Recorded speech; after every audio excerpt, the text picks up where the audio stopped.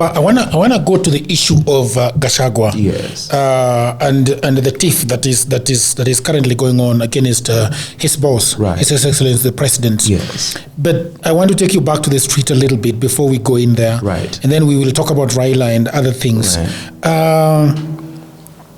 Looking back, what should have been the strategy? After the finance bill, if we wanted to, because finance bill I believe was effective on 18th. It was. Yeah, 18th we still would quashed that bill. For 25th, we should have humbled ourselves and organized a little leadership structure, could be a politburo or whatever it is, and had the people who, we have Kenyans pressure, have people who've proven themselves as thinkers, as doers. It does not mean because that you're the most militant person in the street, it means that you're the one who has to go to the negotiating table. We trust the brains that have proven themselves over time, as it could be as caretakers, to go sit down and negotiate on our behalf. We would have sat down, and because power had fallen, yes, we had offered a vote of no confidence, as Right Honorable Raila Odinga would say.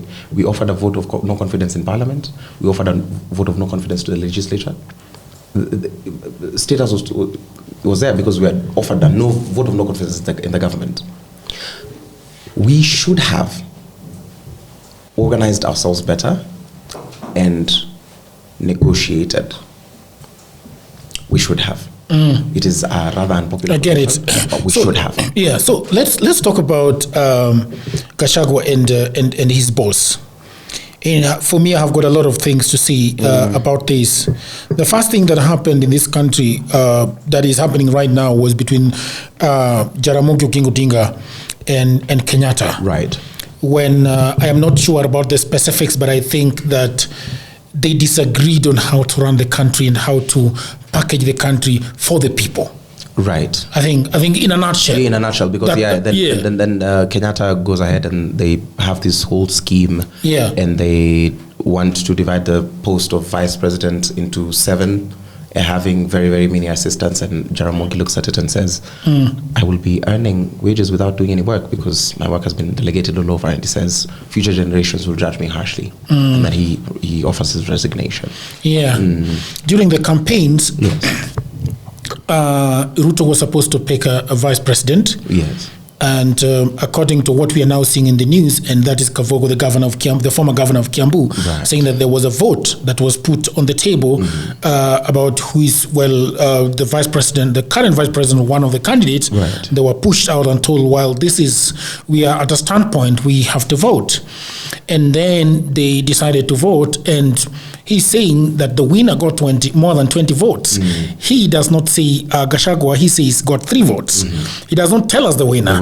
Everybody has got a guess on who the winner might have been. Who might have been. Yeah, and then he stands according to Kavogo and tells that it is nice that you guys have voted, cast your lot, but I spoke to this guy, and he's pointing at the current president, Yes. Ruto.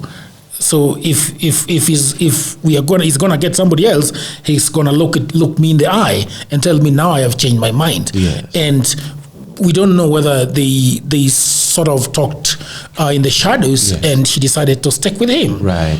And so we have a vice president right now. There is the issue of the mountain and the politics of the mountain.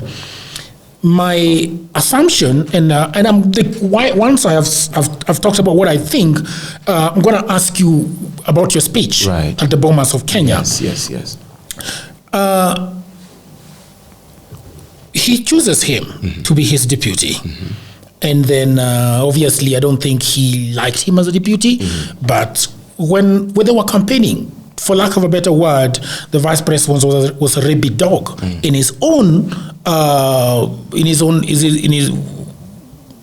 words. He said that I was the hand that was hammering Raila and Uhuru. Yes. And there are clips online of him doing the dirty work for UDA. Okay, they ascend to the presidency and take over the government, and he still goes ahead and hammers the former prime minister and the former president. Right. And then suddenly something happens, and I have no idea why it happened. Yesterday, he had a 2-hour speech, Yes. Shooting down each and every allegation that is leveled against him.